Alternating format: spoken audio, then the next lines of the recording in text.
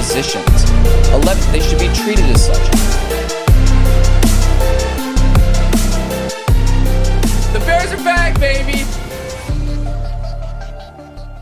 Welcome back to i75Live. Before we start today's episode, do not forget to like, subscribe, long content on our YouTube and Spotify. And if you are new here, we love talking about NFL, NBA, MLB, college sports. All things sports. All things culture. sports. So if you just want a fresh take on sports, on real opinions that isn't the mainstream media, we would like to call that our specialty and what we try to make every single week. But yes, episode 45. We've got not a little slower week because, sports, this is kind of the dead zone of sports right now. Some bombshells in the NBA, though. Yeah, there were some NBA stories that we are going to cover. Yeah. Of course, we have Chris's 4th and Long. Yep. That has been a very fun topic to film, and we've also got great feedback on it. Yep. And the AFC West. And then the AFC West is this week as we continue our little series of division breakdowns leading up to the NFL season. Yep. So first story that came out, because I know we mentioned it last week with the whole ring chasing and, well, what are you really trying to do right now in your career? Yep. LeBron now signed his option contract. Everyone saw it. I'm not going to get into it for a lot of money. So this is the first time, I think, in his entire career that he's in the last year of his deal. And first time ever. And so you told you. What does that tell you? Yeah. You sent me this though. Close. You sent me this, and I was like, well, it's one or two things.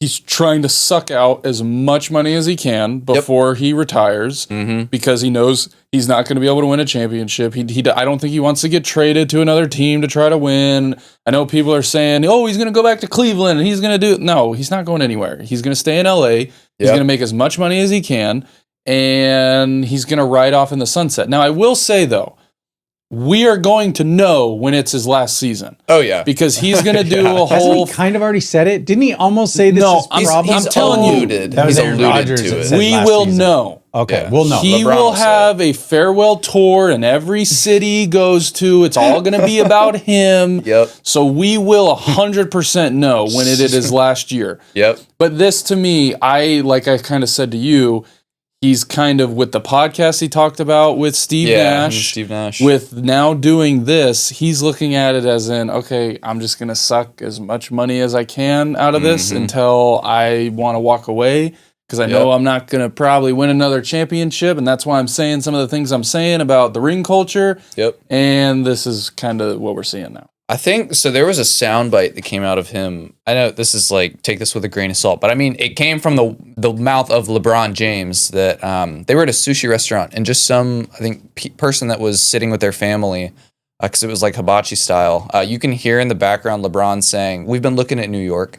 And so a lot of Knicks fans were like, no, we don't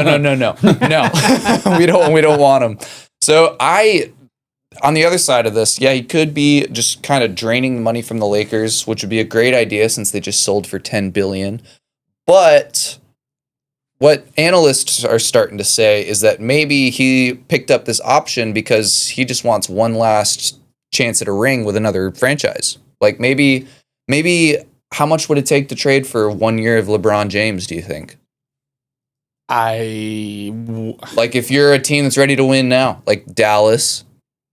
Sounds weird to say that, but Dallas, be hilarious. That would be fucking hilarious. I think if I hope it happens. I think if Dallas were to want him, they would be like, okay, we'll give us... You want Anthony Davis back? No, give us Cooper Flagg. Oh, man. Like, what would you do if you were Dallas? If LeBron came... They wouldn't. If the Lakers came to Dallas... I know they wouldn't, but I'm saying like that's LeBron. What Dallas is going to want. They're not just going to let... I don't know. Because, like, realistically, this is the last year of his deal. LeBron has all the leverage. Like, there's nothing... Like, the Lakers can't hold on to him necessarily. Can't hold on to the face of the league anywhere. Yeah, but, that's true. I mean...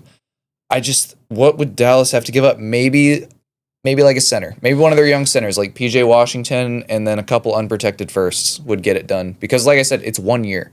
It's 1 year of LeBron. But then you're sitting in the same... But then, like, the Lakers still have Luka. They get a younger... Like, that's why I say a young center. Well, I'm saying, they can like, start Dallas, building around though. Luka. Like, Dallas, you're sitting in the same position that the Lakers were in, to where they had Anthony Davis, and that was it. Well, no, I see. When it not came to anymore. like big centers. They, I mean, Anthony Davis is the biggest, but they still have Derek Lively's a good. He'll probably end up being their center because I think Anthony Davis wants to play the 4 in Dallas, and that would leave Cooper Flagg at the 3. They're a tall ass lineup. They still have Clay. Kyrie's going to be recovering from ACL surgery. He'll be back in like February, but Dallas made out like bandits. I don't think it's going to happen. It'd be crazy. It'd be or a San wild, Antonio wild trade. LeBron and Wemby. I don't think he goes anywhere. I think this was his kid is still on the team. I know there've been rumors of saying that they wanted to trade him or they're open to trade. LeBron and Bronny trade package. I wouldn't be surprised. First father-son duo to get traded together. I wouldn't be surprised. Too. Would not just be surprised. Checking off the boxes. Yeah, I don't think he goes anywhere. I think this was I'm going to try to make as much money as I can. But I will say though, like I mentioned, we will know when it's his last season. Yeah, I think he'll probably he will make it all about himself. I don't think next year is his last year at all. Yeah. I think he'll probably play like 2 or 3 more. Yeah. But the same way Kobe did, the same way, all the other big, stars that was their, you knew it was their last season, you knew it was their last year, that's what it will be. As much as he says he doesn't want to, play until the wheels fall off, I think he's going to. He will. At this point, he's going to try to do everything he can to help his I'm better than Jordan GOAT conversation. And what he's come down to is he knows that the only thing that is going to propel that argument 20, 30, 40 years from now is him having more points, him having everything. Pretty much everything longevity-wise. Besides the 6-0 ring. Yep. So. Which, ironically, is the most important part. But... oh well. So the Sorry, guys, it'll never ever happen. You know who the GOAT is. Jordan. The GOAT's the GOAT. Jordan it's a 1A, it's right here. 1A, right here. 1A, 2A. Right there. He's the GOAT. I'm sorry. Hands down, no question. It's between those two, and I think it's up for. I think anyone can spin an argument to for third best. You get like Kobe, Magic. Yeah, but even Larry. that though, like 1, 2, you can have a really educated argument for LeBron being 1 and Jordan being 2, and you could flip it both ways. The biggest one for me though, like honestly, is when you look at some of those, like when they Jordan. say, "Hey, how many players have ever done this, and this?" Right, and they say, like, LeBron's done this 2 times in his career, and they're like, Jordan did that like 10 3 times, 3 different seasons in his career. Did that like stuff that defense, offense, like not just about scoring points. There's so many things. I mean, we could argue all day long. You can paint it whichever way you think, and that's again the beauty of sports. But you really can, and that's just the okay. Well, I paint you wrong. With. That's fine. Jordan is GOAT. Jordan will always be GOAT. No, I'm not Jake saying. And I remember that guy in the bar. I don't think Jake, LeBron. We had to argue with that guy. Like the guy in the bar, like he was like totally trying to convince Jake. He's like, the younger kids, y'all think it's LeBron, but everybody old like us, we Who's think it's the GOAT, Jordan. Jake? Who's the GOAT? Who's the GOAT? Who's the GOAT? LeBron or Jordan? Oh my gosh, man. Well, the other little story that came out a couple days ago. This was a big bombshell. This was really funny because I've said it to you. I've said it to you. I think this is the tip of the iceberg when it comes to this. This is bad too. This is like a starter. This is on the Pistons. They made it to the second round of the playoffs. Yeah. I mean, Malik Beasley, everyone's seen the videos, everyone's seen, he has now come out and gotten in trouble for betting on spreads of NBA games that he was playing in. He's getting investigated by the U.S. District Attorney's Office. And what did you say? Why did this come about? The reason this came about, it wasn't even because the NBA or the U.S. government caught him gambling. This came out because a marketing agency sued him because he's broke. And he couldn't pay a $650,000 advance this year for terminating his contract. So it was like reparations or something like that, trying to recuperate some of the stuff that the marketing agency wasn't able to use or, wasn't able to perform with. And he's broke. So it's kind of ironic that it's because of gambling. It's the jokes write themselves. And, like I said, I think it's the tip of the iceberg. This probably happens every single game in MLB, in NFL, in NBA. The pro sports leagues are terrified right now after this came out. But in my opinion, though, I think they were the ones that opened. Oh, it's their fault. They opened this whole thing up with their fault. I mean, FanDuel TV. The main leader for how you FanDuel watch TV. MLB games is called FanDuel TV. Like, make it make sense. It's not real competition. So I do think there is. I'm not saying that sports is rigged and sports is fake and it's all set up and there's a script and all that. That's not at all what I'm saying. Because I do think day in and day out for each sport, each team, they go out and play to try to win the game. And there's no like, okay, well, I got to let you do this. And there's none of that. It's not wrestling. But there are some cases, like we've seen with some of these videos coming out now, of him, of literally letting people with score, 5 seconds left in the game, game's over, sprinting down the court to get a quick layup to then cover the 7.5 spread. They only lost by 7. So that you just can't. And I know people bet that's a huge thing right now. You probably root hard for this guy if he's playing that hard to cover a spread. But there's so many times where even you are looking at it going, there's no way that just happened. Yep. Like, there's no way that quarterback just got sacked and I lost my bet to 0.5 yards. Like, there's no way. So here's the thing that also, so the way that you might remember how the Knicks and Pistons series ended in the divisional round. It ended, the Pistons lost by like 1 or 2. Jake, you may be familiar with what I'm talking about. There was a pass that was made to Malik Beasley with like 3 seconds left, and he had a wide open 3, and he missed the pass. Like, it slipped through his hands, and it went out of bounds. And then they lost. So, I'm sorry, but what is stopping one of these guys to go, hey, Jim, I ain't hitting 4 3-pointers. I'm not hitting. I mean, I ain't doing it. What do you mean you're not doing it? You know exactly what I'm talking about.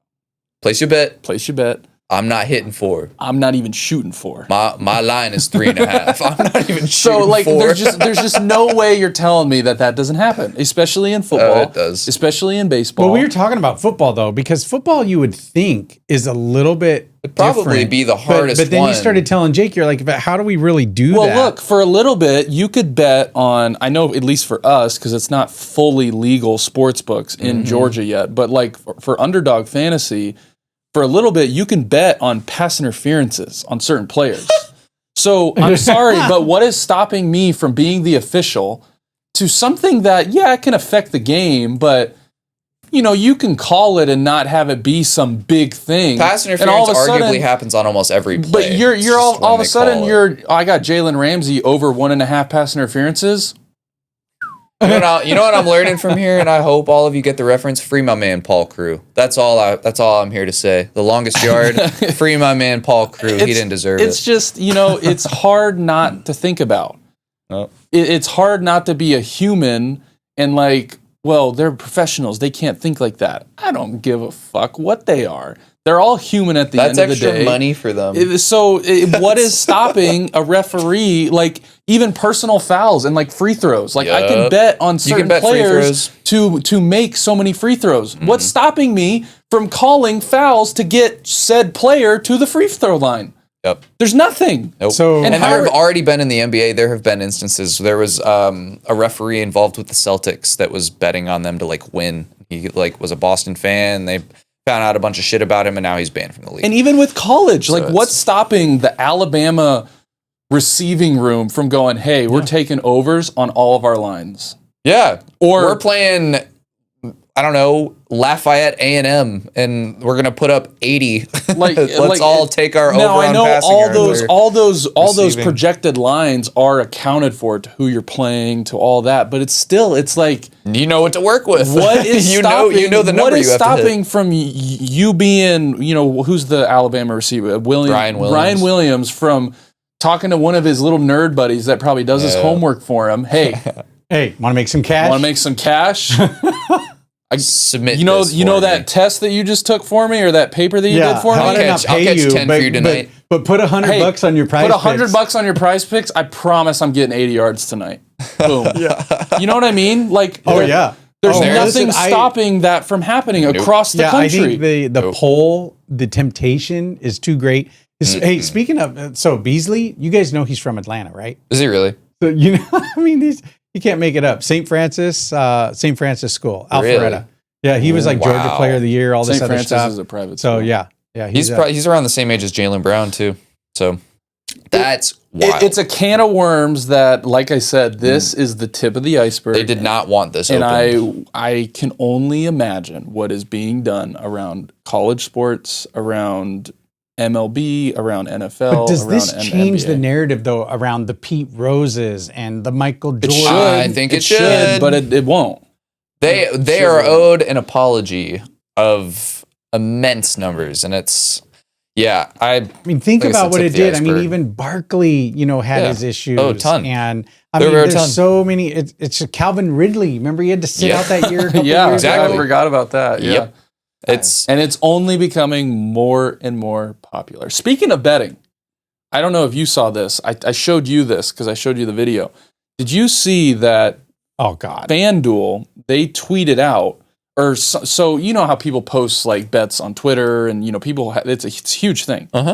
And when a guy who's known for winning and for winning a lot of money, they tend, when they post a bet, a lot of people follow that bet, put it in for that night. Tail it. So this guy, I don't know exactly who he was, but it was one of the big brands, big accounts out there. He posted, I think it was a home run parlay bet of like 3 or 4 batters. Did it hit? It all hit. So the numbers did it. Oh, you'll love this what FanDuel said. FanDuel had to pay out like almost $2.1 million to that winning parlay. I love it. So they came out though after and said, hey, we've changed our TOS.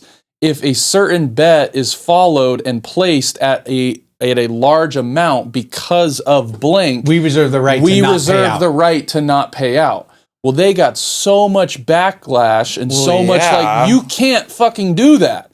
Like you can't do that. You can. But it's that. I mean, that goes against. I mean, in my opinion, the moral code of that. Oh, there's no moral code in gambling. But even that though, like wish there was. those accounts that are posting those parlays, like that is to me what is running and continuing to keep those the FanDuels, the DraftKings in business. What was crazy? They're not complaining when those bets are tailed and they don't hit. Exactly. Yeah, but this was that only was a the couple argument. $1 million, and when in part of the article that I read was talking about the amount of money they've lost on kick, on some of the kicking yards and some of the things in the NFL that they've had things like they've lost $20 million on in 1 week. On a particular. So like they wouldn't be freaking out over $2 million. So it made no sense. But they anyway, looked like idiots putting that out. They came out in like a couple hours after they said that and said, we didn't mean that. Like all the bets will be paid out. So that's the power of community right there. That was a little funny. But yes, betting in sports. Don't be surprised if your favorite athletes are throwing money on their own games or. Oh, don't be surprised. Expect it. I mean, it's happening. Expect it. It's happening. It's happening. It's crazy. Yeah. Yes, it 100% is So happening. to get in. Oh, here we go. On a 4th and goal. It is time 4th down again. and 20. 4th and 21. Not the way you want to try to extend it. Long. Number five. This is, again, like we said, it's become very popular. We've gotten some great feedback about this section of the show. What do you have for us this week? Take it away, Chris. Okay, you guys, I can't help myself. Caitlin you Clark. know how much I love the WNBA. Yes. How can I stop, though? I mean, it's in the news all the time. And of course, we know why, right? Yep. So the WNBA just announced an expansion, 3 cities. Yeah, Detroit, Cleveland, and Philly. I like the Philly one. I don't understand Cleveland to Detroit. Yeah, they announced it. I think they announced it in Detroit, but so 3 expansion cities. Like, there's just so many other better options. I guess I don't understand how and why the players are still. Oh, 2 of them used to have teams. Okay, so that makes a little bit more sense. Okay, yeah, so 2 of them used to have teams. Okay, so who's they're the getting new them one? back. But again, Philly? This league is not making money. They might make money for the first time this year. Put Caitlin Clark in the WNBA finals. Yeah, that would probably do it. But I mean, talk to me about the WNBA though. I mean, where is this going? What do you think their ceiling is? So they've got it isn't just Caitlin anymore. They got that Bruckers. You know what's funny? Hold on. teams. You know what's funny about them now expanding is they want to sit here and say that it's not like it's growing. There's one reason why they are now saying, hey, we can expand.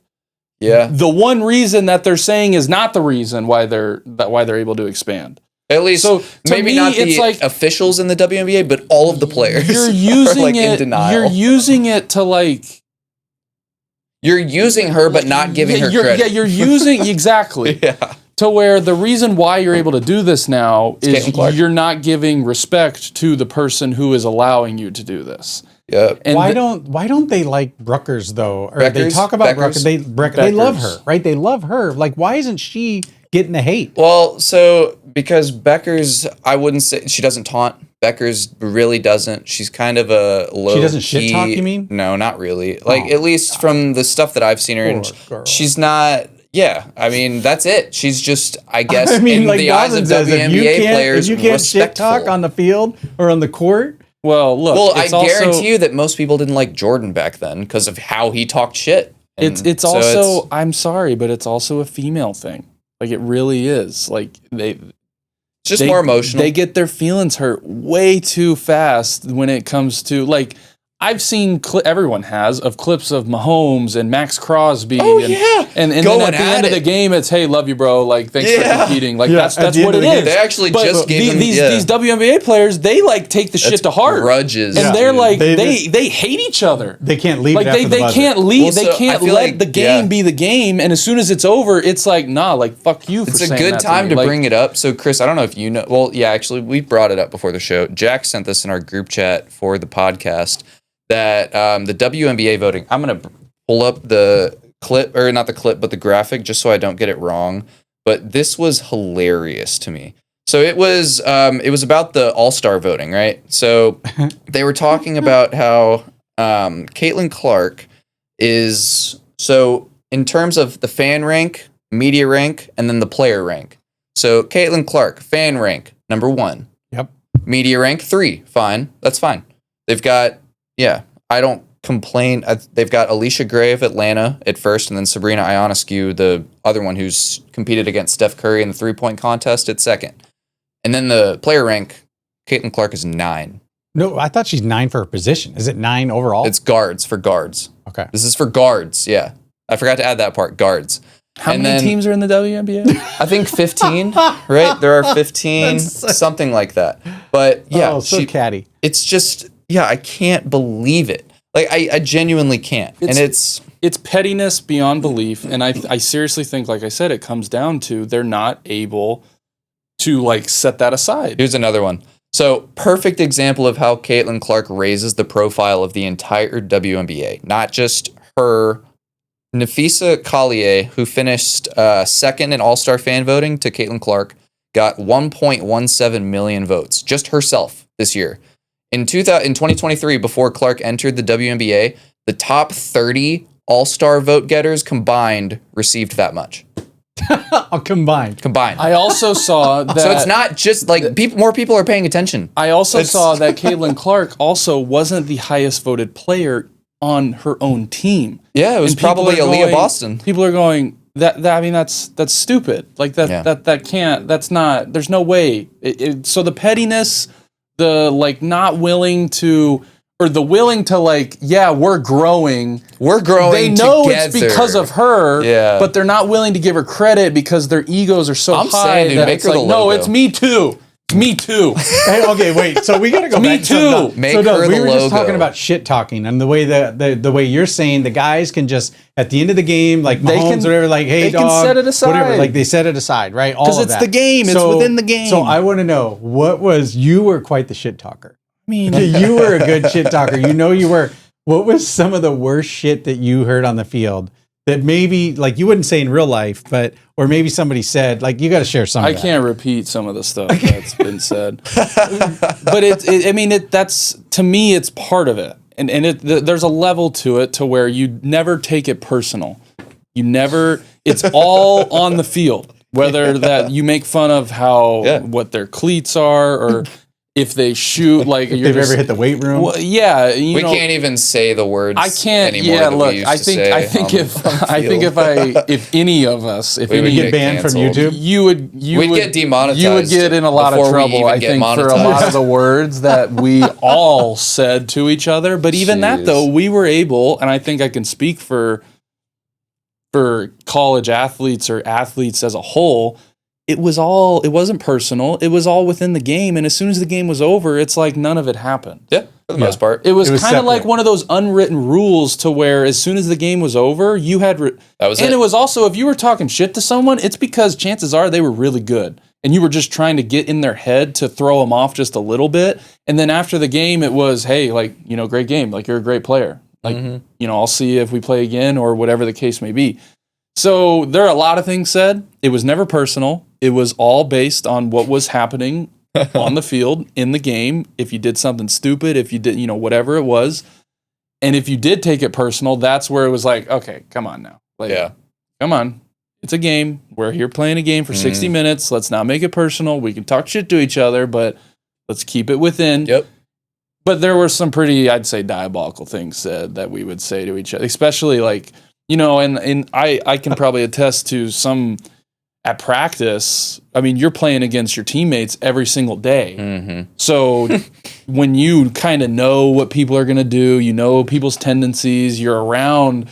You know, with anything, if you're around someone for long periods of time, you tend to get annoyed or you tend to get a little tense with someone. So I would say the shit talking that happened within my own team during our own practices was worse than some games because we were just with each other so much. And we practiced against each other. We knew who, you know, what this person was going to do, what this person was going to try to do to stop it. And then when we did stop it, it was like, well, you know, try to do something else. Like, you know, so.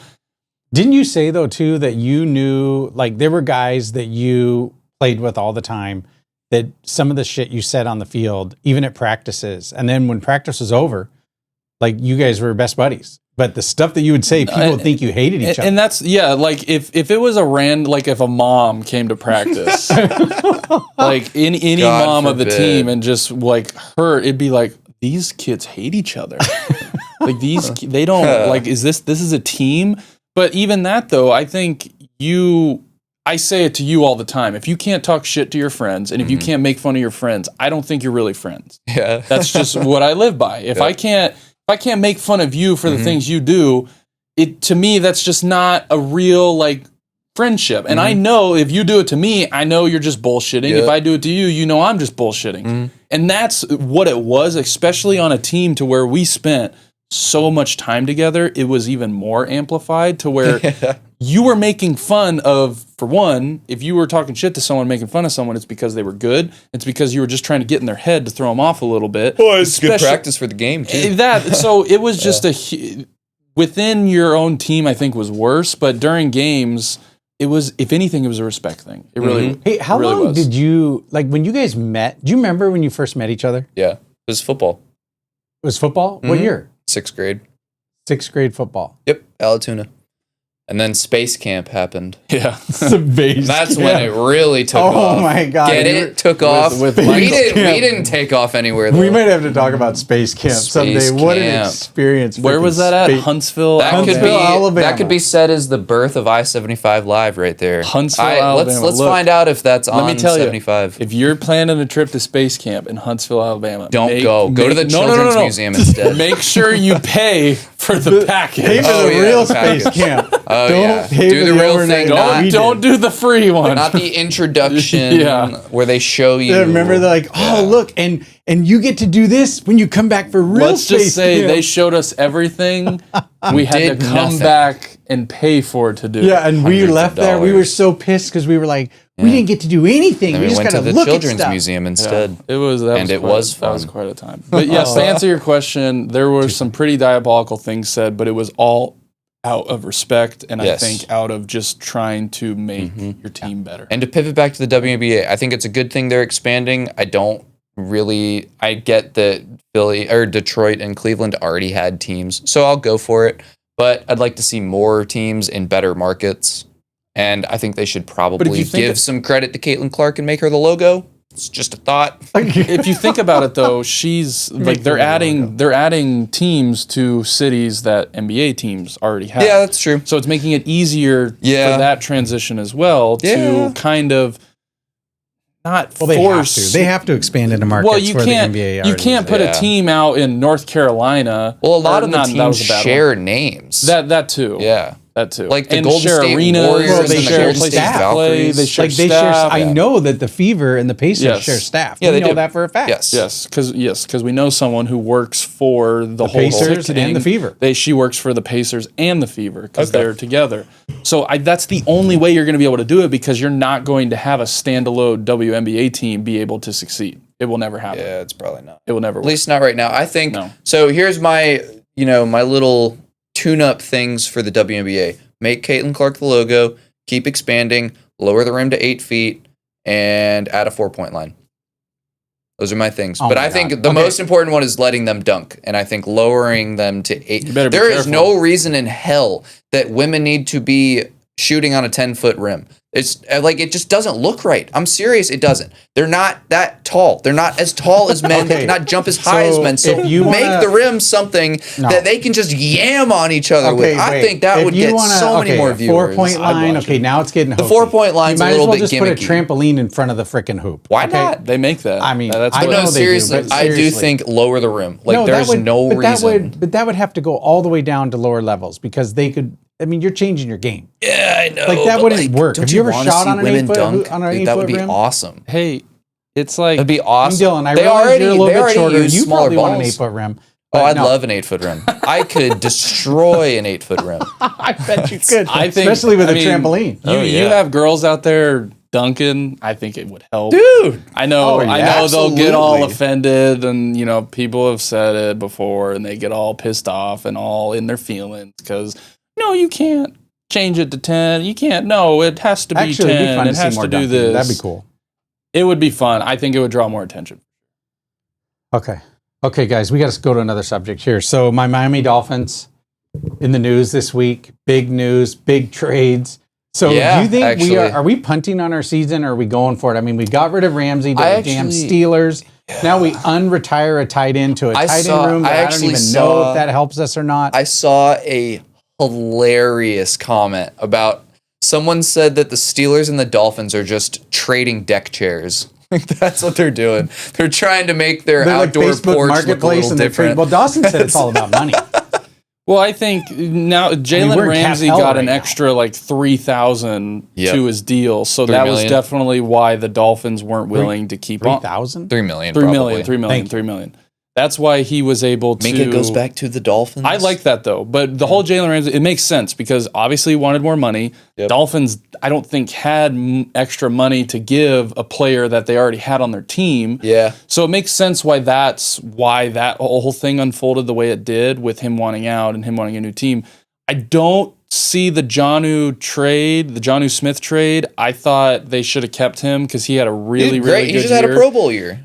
Yeah. He did, and now he's going back to play with Arthur Smith. So I think gets a great quarterback. Well, good quarterback. I now. think Jonnu Smith will be fine.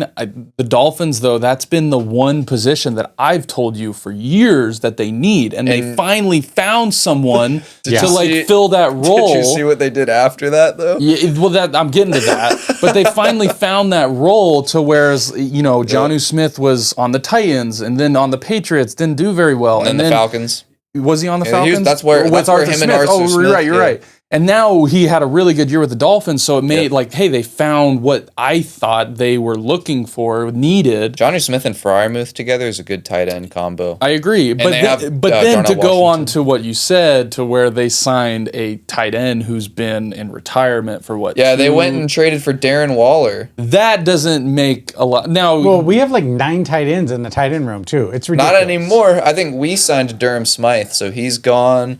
I think. I'm not even familiar. I know that Johnny Smith is show me a gone, team so though, like thus, because you're right. When you look at these NFL teams with tight ends, like look at what the Chiefs have done. Look at any team that has had. I mean, look what the 49ers did. Right? You look at some of these tight ends, and they can determine whether or not a team is making the playoffs and going deep. I can argue that tight ends are kind of like the glue piece to having a really, really good offense when you really look across the league. Like you mentioned, the Chiefs for so long, the Patriots for so long with Gronk, the 49ers with George Kittle. even the Dolphins with Jonnu Smith last year, where when Tyreek Hill was hurt and Waddle was how hurt. about the guy in Atlanta that kept, that fed Matt Ryan all those years? Antonio Gonzalez. Tony Gonzalez. We're even seeing that kind of with the Falcons now, to where their tight end Kyle Pitts has kind of been that trying to kick rocks and be like, do something, please. Where if you get him going, all of a sudden, I think that offense really, really starts to click. So I think that tight ends are a huge, huge glue focal point to having a successful offense in the end. I mean, it's quarterback's best friend. Look at the Cardinals with Trey McBride. Oh, yeah. I know the Cardinals didn't, perform to the win column honestly, as much as they should. Take a look at all of the best teams. And they all look at the Lions with all Laporta. Of the best teams. You've got the Ravens. They have 2 of them. Yes. The Chiefs for so long. Honestly, that's what the Chargers are missing. The Broncos just went and got Evan Ingram. Teams know. And then the Rams, they just drafted the Oregon tight end. Yeah. So it's very apparent that it's one of the most important positions. The Bears too. We just drafted the Michigan tight end. But even the Bears have had Kmet, and he's not I know the Bears are fun to make fun of, but he's been a pretty good, solid. Reliable. Even when Justin Fields was there, It was almost like he was his favorite target. Yes. Well, the duo when you have 2 tight ends, and we've seen that. That's why Ben Johnson took him. We've seen that across teams who have done very, very well. The tight end is a huge, and that's why it was a little shocked when the Dolphins were just so fast to move off a Pro Bowl tight end who he's not extremely old. He's been through a couple teams.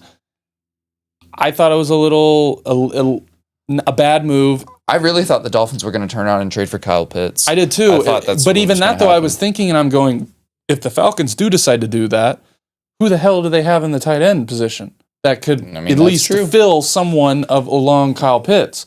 So to me, I you're think not getting much out of Kyle Pitts. You're not, but you're getting better than probably. You're looking at it going, I'll take what Kyle Pitts has, or at least the potential of what he has over what we got. Yes. And we're not going to be able to get someone who's on maybe the same level as Kyle Pitts.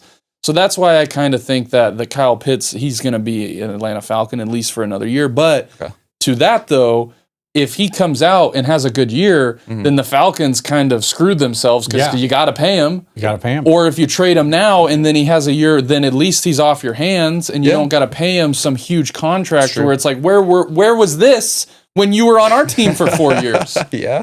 Yeah. So there's a lot of arguments to be said. But to go to your tight end, I think it was a little stupid for them to get rid of a tight end that was proven to be very, very good when their star players, the Hills, the Waddles, some of their running backs were hurt, and he was the one guy on that team who was consistently able to make plays for that offense when those guys were hurt. I'm not gonna lie, I'm punting the Dolphins season the more I think about it.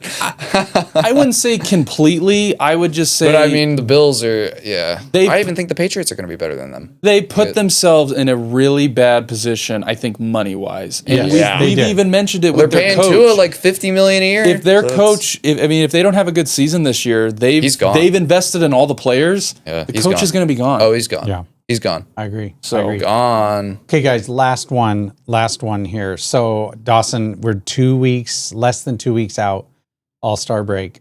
Oh, yeah. I'm giving you one last chance. Yeah. Okay, the Braves. We have a leadoff triple, and we can't even score a run. Yeah. Well, are the Braves cooked? Is this season over yet? Are you still holding out? So I saw we've been shut out now 3 out of our last 5 games. We split 4 game. The 4-game series we had with the Mets. We split 2-2. The Phillies did what they wanted with us. That sucks because I hate the Phillies. I'm still gonna hold to my argument. You sound like a Bears fan. No, I seriously. The only reason I'm doing this because I don't want to go back on my word of what I said. If I had to say it, what I really think, though, go say it. It's okay. This is a safe space. Now that we're not recording. Nobody's going to see this. No one's going to remember. Now that Chris Sale is on the 60-day IL, and we're bringing up 20-year-olds from our farm system. I'll say it for them. We are punting the Brave season. They are probably not making the postseason. And this also makes it though to where I don't think Chris Sale's going to get traded because he's on the 60-day IL, and by the time he comes back, this is what happens when help someone else. It's not going to be able to help someone. Yeah, so what happens when you wait? We'll keep Chris Sale, which is cool. I don't know if he's going to be able to do this next year because there's a good chance he's 41. They just shut him down for the rest of the year if he doesn't want to get traded because the minor league system or season ends early, so there's no time to ramp up. What's the point of throwing him back out there if we're 20 games back and 10 games out of the wild card? Yeah, I'm ready to. I think you're painting. Yeah, look, but it saddens me because we're never out of it. Does it? We're the Braves. I mean, you won a World Series 4 years ago. On paper, though, we have. This is why you play the games. But on paper, we have a very, very good team. Yep. And it's just, I think that is what is this. It's not like you with the White Sox to where there's no expectation. So it's like funny to see, we got shut out again. It's like, keep it going, guys. So with us, there's that expectation of we have, Acuna, we have Harris, we have Olsen, we have Riley. I have one player that I get excited all for. these guys who it's like we're supposed to be happy and be excited and have expectations for this team because we've seen it. Yep. And it's just not. So that's where the disappointment, even you with the Bears, last season, you had this expectation because it was, hey, we finally have good players. And then it still was like the same thing. And it's like, same old Bears. It made you more mad because you went into it with the expectation of a different result. I think it was worse that I got to witness a Hail Mary, a field goal block, a missed timeout in the span of a month. That was all in the span of a month. The worst part is that when Dawson and I were watching that game on TV, we called it. We called that block kick. Remember, we're like, watching. Wouldn't it be funny if this kick got blocked? What's funny is your fault. It's both of y'all's fault. No. If you want to blame anyone, blame Anna because she walked in and she was like, oh, what if they block it and they miss? Dylan's gonna be so upset. And then I started laughing and she was like, no, it didn't happen. I was like, it just happened. It happened. You did that. You better text Dylan right now and say, I'm sorry. That's my fault. Wow. So if you want to blame anyone, blame Anna. Wow. But to answer your question, you'd be 2-0 against the Packers. I'm gonna say that I'm sticking till the All-Star. Well, the All-Star break's gonna be here in a matter of days. We're gonna punt. You know who's gonna be in the All-Star game though? That you were like, it's never gonna happen. Acuna. Oh, that's because they saved money on the ticket because he can just. He's already here. He just gets to take a bus instead of a plane ride. Just saying. I told you that he was gonna be the one to make it, and I was looking it's looking like he's going to be in it. Yeah, he's also in the home run derby. Yeah, he'll be in the home run derby. He's also in the home run derby. They had to get some hometown to participate in the home run, just at least one, and at least they picked Austin Riley would probably go. He'd miss the pitches. He'd miss thank God Michael Harris isn't up there. He'd miss the pitches. So Michael Harris actually has the worst OPS in the entire MLB. I saw that 2 days ago. And I'm almost like the argument for him is, he's so good in the outfield. He's such a good defender. I don't care how good of a defender you are. I would imagine hitting is the premium in baseball. If you can't hit the ball, then you're not going to play. Yeah. That's the reality of it. Yeah. So. That's true. Okay. Well, that was fourth and long, I think. That's it. That was that fourth and long. Nice job. That's a nice one. Those were ones that opened up to much bigger conversations, I think. Yeah, those are good ones. Those were good ones. So now we are going to get into our AFC West breakdown. Before, though, I will let Dylan take it. So, it's no question that we work very hard on this podcast. So, if you're feeling generous, go ahead and leave a like on the video, drop some comments, follow the social media pages because we do interact with everyone that comments, or at least we try to, and we post short clips of all of our long form content that can be found on YouTube and Spotify. But yes, we appreciate all of the support. And now I think we are officially halfway done with the division breakdowns, right? Yes, this is halfway. Four down, and we got 4 left. Halfway. This is the AFC West. Yeah, so starting with the AFC West, we're going to talk, the first team we're going to bring up is the Raiders. Yep. The Raiders are very interesting. They had quite an offseason of... They really did. They changed a lot. Changed their coach, changed their quarterback, changed, I think drafted decent. I don't think, looking back, I don't think they should have picked Janty. I think they could have gone with someone else too. I don't think a running back's going to be do or die. Realistically, they probably should have taken, because they had tackles available and I'm not familiar with their right tackle. I do know that Colton Miller, their left tackle, is pretty damn good, and they also have a good center. They drafted him last year from Oregon, but their guards are iffy, and then their right tackle's iffy. So yeah, there was plenty of needs there. Janty's the flashy pick, obviously. Of course, the league, fans everywhere were going to be very mad if they didn't take him. So they, they probably appealed to the fan base with this one. But and I view the Raiders. I said it to you. I think they're going to be a cool fantasy team. Yeah, for fantasy football, for getting, I think a lot of points. They have Jacoby Myers, they have Brock Bowers, they have Janty. So it's going to be one of those teams where they're going to be in a lot of shootouts. They're going to be losing a lot of games. Yeah. They're going to need to score a lot of points. I like the Pete Carroll hire, and I like that him and Harbaugh are going to be going at each other again. You get the little Carroll and Harbaugh saga back from Seattle and San Fran, and even back to college too when they USC. College. That's true. And then, they traded for QB Geno Smith, and then they signed him to a 3-year deal afterwards. But they're probably not going to win many games. They're in a very tough division. Their schedule isn't terrible, but, they're going to lose all of the games against good teams probably. So they probably turn out with maybe, I want to say probably like 4 or 5 wins. Yeah, 5 or 6 maybe. Really that bad, huh? Their division, the Broncos, Chargers, and Chiefs right there. Their division alone, they're going to be upset to only win 4 Their games. division alone, though, is insane. Yeah. They play Washington. They play, like you said, Denver. They have to play Dallas. They play Philly. They play the Texans. It's not, the Niners, the Cardinals, the Seahawks. Oh, that's preseason. But seriously, outside of, they'll probably beat Jacksonville. I see that game. Tennessee, even maybe, that one, though, I view kind of Jacksonville and the Raiders as very similar. So I think it's 4 or 5 wins. Flip. Yeah. 4 or 5 wins. And they drafted the TCU wide receiver, Jack Besh. Dog. I wanted the Patriots to take him. Yeah. He's really good. And then they also, kind of a little under the radar. This happened, I think, like a month or 2 ago. They signed linebacker Devin White, who's been kind of if he can turn his career around. Kind of similar story. Jeremy Chin kind of picked it up. He was on Washington last year. So, they're trying to revamp the secondary, and they re-signed arguably, outside of Max Crosby, Malcolm Kuntz was the only one that was really producing on their defensive line last year. So there's that as well. I think a really fun fantasy team. I'm going to try and get my hands on Brock Bowers. Yeah. That's about it. Yeah. But, 4 or 5 wins. They'll be interesting. In this division, it's going to be hard to. I think no doubt in my mind they finish last in the division. I think it's really not a discussion. All of these 3 teams that we're about to talk about are probably going to make the playoffs, if not damn near close. Yeah. The next one. So the one that I like on paper, they're good. I don't trust them. I would say is the Chargers. Me personally, I don't, because again, they kind of fall into my same conversation of you got to show me now.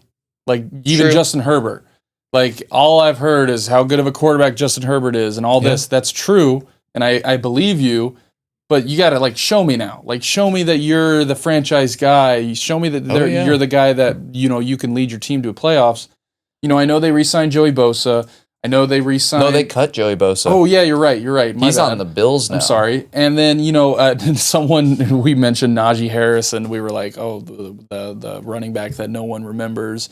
But I do think that Najee will have. He's going into a system where Harbaugh loves to run the ball. I was going to say, we saw that last year with J.K. Dobbins. Just wait until O'Marion Hampton gets his hands on the ball, though. Yes. I think he's probably going to be RB1 after and that 2 was weeks. Their what? That was their second pick 20. Round? No, they picked him first. Pick? Okay, yeah. It was pick 20. And then look at take a look their depth chart. Their defense, they've got a little bit of unknowns in the secondary. That's about it. They signed Dante Jackson, who's Decent corner. And then Tareeb Steele last year, I think, was a rookie or maybe like a second-year player in the nickel. Great. But their other corner is, question. And then outside of Derwin James, they don't have another household name at safety. And Derwin James is good for getting hurt and being exactly. out for 6 well, or that 7 and games. So the reason I'm with you on not trusting them, and it's because of the defense. Because I mean, you still got Khalil Mack. He's getting older. Derwin James, when he's on the field, is great. So they've got pieces on defense, but I don't think as a unit it's going to be very good. Yeah. It may be middle of the pack, but their offense is great, and I think it's going to be very. Now, the more that I'm looking at it, I mean, they fall under another fun fantasy team. Yeah, unfortunately, I mean, if the offensive line, they seem to get kind of together, and they signed Tyler Conklin, Mekhi Becton. They signed to I think a 2 or 3 year deal, guard. Great. So I think Ladd McConkey is probably him and Omarion Hampton. Try and get him in fantasy. That's about it for this team. Maybe Herbert, but I was low on him last year, and Herbert kind of had he had the toe injury. He had some injuries that he was dealing with. Yeah. The Chargers, again, they're a fun fantasy team, and they're also you got to prove it to me now. Team. Unfortunately, I don't think same way some of these other teams, and in a division that's good, pretty competitive, and pretty Chiefs good. And the Broncos, dude, have I mean, the Chiefs. I'm honestly in kind of wait and see mode with them too, but I think the Broncos are the best team in this division. On paper, I do agree with that. Before we get into the Broncos, though, the Chiefs. So the Chiefs, they re-signed Kareem Hunt, they re-signed Juju, they re-signed some of their defensive tackles. I would say, though, they drafted an offensive tackle, yes, but we saw that, and we saw that with their 2 Super Bowls that they lost. That has been their biggest. That's why they lose. Yeah. I mean, Mahomes can only do so much. Yeah. And to me, they just didn't do enough to really. Well, Josh Simmons, the Ohio State tackle, is recovering from a major injury. I think it was like a shoulder injury or a leg injury. So that's already he's recovering. He came to the team recovering, and they just had to overpay. They just paid the 49ers or someone else. No, that was the Packers. But I mean, realistically, I like the D tackle that they took, the Tennessee guy from the 2nd round.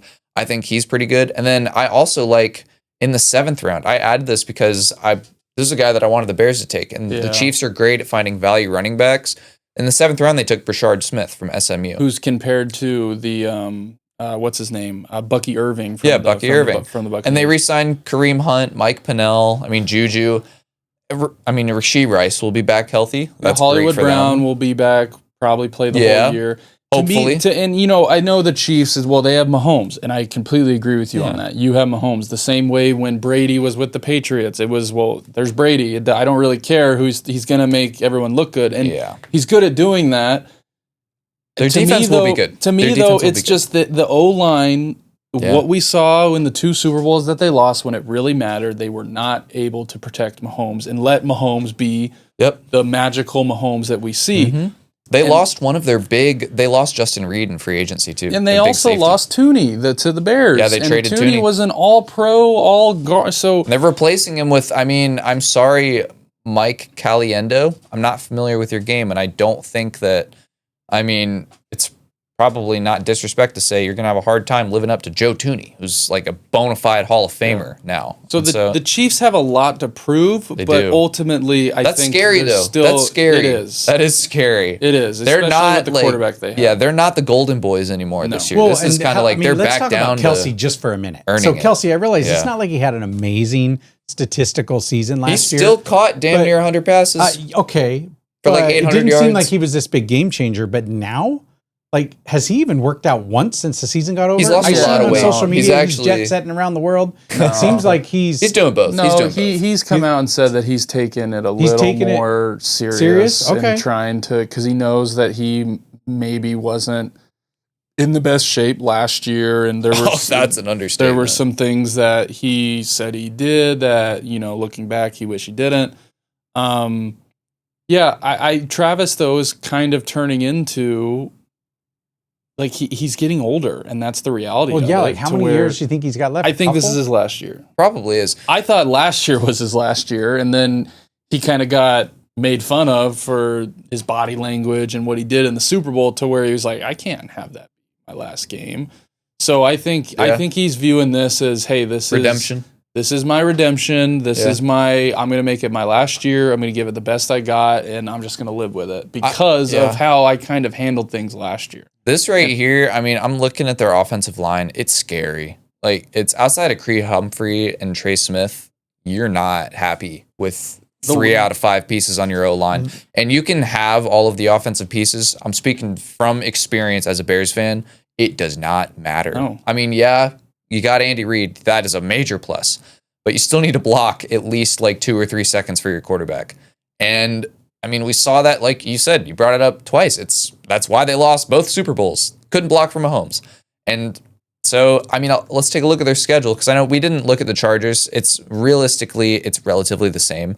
The Chiefs are, like I said, I do think they're going to have a good defense. How many primetime games do they have? Like 7? Oh, I mean, they always have near the most. They've got 5 or 6, 7. They're like, I think almost like the stat for their one score games last year didn't they win like 7 or something? 7 one-score games. It was something crazy. Yeah. And so, I mean, early on, they play Los Angeles opening up Friday. I think it's an international game. And then they play Philly week 2. It's Super Bowl rematch. And then they get New York, but Baltimore the week after. And then Jacksonville, then Detroit, Vegas, Washington, Buffalo, Denver. And I mean, these are tough games. And I mean, the Colts, Dallas, but then, the Texans, Los Angeles, Tennessee, by then, week 16 may not be a pushover. Yeah. I already don't think they're a pushover. They have a good roster. And then Denver, and then they get to close it out with Vegas. But I'm kind of in wait and see mode. Do they not play the Bills in the regular season? You know what? They actually don't. Finally. Shocks me. Oh, no, they do. They do. Okay. I said that. Yeah. Buffalo, they are playing, because they both won their division, November 2nd. Right after Washington. That's what so they have Washington and then Buffalo. Yeah. And then they get a bye week. Are those games home or are they away? At Buffalo. And then versus Washington at home. At Buffalo, which is why, remember Buffalo's favored in every game this season? Yeah. That's their true. Tough matchups, they were at home, so that is a home game for them. Yeah. I'm definitely in kind of a wait and see mode. Like, absolutely. And you still have Mahomes, you still have Andy Reid, and they're going to be, this team is going to be in the playoffs. It's just, probably. The O-line is what we've seen that they have not been able to protect, and when the time matters, when it really comes down to it, and to me, they didn't do enough in the offseason to really solidify They really didn't. And that's the only way to stop Mahomes, too. The only way to stop him. Rushed. Yeah, when he doesn't have time to do what he does. That's any quarterback, really. Well, yeah, but especially him. It's like, the only shows. way. It shows. When he's flustered. Yeah. Last team, though, and this team. Holy shit. This team, I think. This is going to be such a fun team to watch. Sean Payton has done a very, very good job with what he's built here after the whole Russell Wilson The Broncos drama. Are so scary. The Broncos are really, really scary. That's like one of the best teams in the AFC. To what they did last year, to who they signed. To who they drafted. To who they draft, yeah. All across the board. Really good, dude. Dare me say that the Broncos are my favorite to win this division. I agree. If they can split against the Chiefs and win the rest of their division, and some of their out of division games don't look terribly hard. Their defense is going to be probably one of the best in the league. Especially with some of the sign, like Hufanga from the 49ers. And Dre Greenlaw. He was hurt last year, but when he played for the 49ers the whole season, I can't remember if it was his second year. He tore his ACL 2 years ago, and last year he was still hurt. He missed a lot, but he was an all-pro the last time he was an all-pro last time he was healthy with the 49ers. Dre when they Greenlaw, went to the Super Bowl. Evan Ingram, they signed J.K. Dobbins.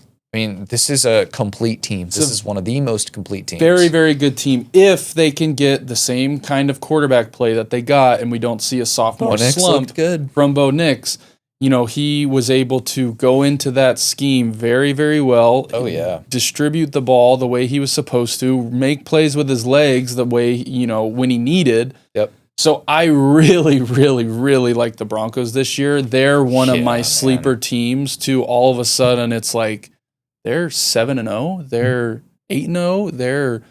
It's going to be hard to get there. Against the Chiefs. They're this. Actually, you guys aren't old enough to remember, though, but I'm telling you what, John Elway has got to be so happy that he finally found a quarterback that plays like him. Yeah. Oh, man. I mean, really. That's funny. Yeah. It took him a while. I mean, I had Peyton for a little bit, but I mean, you say 7-0, it's really not that out of, it's not that far-fetched. No, stop. I have to stop you. Peyton Manning? No. Peyton Manning never ran the ball. Oh, you Knicks mean played like John Elway? I mean, played like him. Well, like, I think changed the jersey. I think he was like going him. more like, "Hey, I had a good quarterback in Peyton Manning." Oh, yeah, okay, I hear what you mean. But I'm saying play like him. Like that's what Bo Nix plays like. He looks like Elway played. Yeah. He's fun to watch. So I mean, looking at their schedule, dude, I'm set. So I mean, Tennessee, the Colts, and then the Chargers, Bengals, Eagles. Bengals will be a really fun game. Yeah, it is. And then the Jets, the Giants in back-to-back games, and they're both in Denver. That's weird. And then Dallas, and then Texans, Raiders, Chiefs. I mean, there aren't that many games. They could probably very well be like 12 or 13 wins. That's my prediction for them. First in the division, and then all of a sudden you're looking at the Chiefs having to, go through. Well, if the Chiefs don't get the Chiefs will not be having a home. If they don't get coin flip games, then Denver could. My prediction is the Chiefs are not going to have a home playoff game this year. They're not. Not going to. I think they're a wild card team, and I think on to the AFC West questions. I think we're all decided. I think. Yeah, I know it's crazy to say because you don't bet against Mahomes, and it's my rule that I've had with Brady for all those years. But I seriously like the Broncos more now to their whole team. I just do. So I'm gonna go. I'm going to go Broncos winning the division, Chiefs making a wild card, and it's going to be like close. 10 or 11 wins. Yeah, it's going to be close, and it's going to come down to some of these close division games. Oh, yeah. So like it does with everyone. Yep. I'm going to go Broncos, though, at 1, Chiefs at 2. Mm-hmm. I'm probably going to go Chargers at 3, and then Raiders at 4. Then there's no way 3 teams... I don't think the Chargers are good enough to make the playoffs, quite honestly. I think 2, though. I think the Broncos and the Chiefs, they will 100% both make the playoffs. Yep. One will be one will be the division winner, and then one will be a wild card. That's my order too. I think whoever is the wild card out of this division will be the top wild card seed. I will say that. To where if the Broncos get the wild card, because the AFC North, I think 3 teams. We had to move them because a lot happened, and we have guests that we're talking about. But I mean, the AFC North, realistically, Ravens, Bengals, Steelers are all vying for spots. I don't think the Steelers are making the playoffs. I'm sorry. That's a conversation for another. No, Steelers. Anyway, I think whoever is the wild card team out of this division will be the highest wild card team. That's what I think. Whether that's Mahomes or whether that's Bo Nix with the Broncos. Yeah. But yeah, that'd be my final division, and two teams out of this division making it. I'm excited. I think it's looking good. I mean that division looks good, but the NFL as a whole, we've talked about it a lot. I think they do a great job of making you believe selling every team on your team every single year. They keep the fans. And I'm trying to be as unbiased as just purely looking at the roster, who they added, who they drafted, without injuries, without any of that, to how I think this is going to shake out, which is the fun part. And the Broncos, to me, are just right now, besides the quarterback, I would say a better team as a whole. You remember how many haters you got last year when you said the Rams? And then the Rams went on and almost freaking. They almost beat the Eagles to go to the Super Bowl. I was going to say if that would have been. It was the divisional round, but I mean, realistically. If it's not snowing, the Rams might win that game anyways. I agree. And then who knows what happens with Washington and LA the next week. Yeah. So the same way, yeah. But you just look at the players, look at the teams, you look at the schedule. And all this could change 5 weeks into all of a sudden, this guy's hurt. So that's also the part that injuries play the biggest part. Yeah, they really do. Mahomes could go down for like 5 weeks, and all of a sudden you're saying, okay, the Chiefs are missing the playoffs. Unless you trust Gardner Minshew. I'd say, too, and I'm not saying this out of ill will, but these quarterbacks, even the Josh Allens, even the whatever, there's going to be that year to where they're out for the year.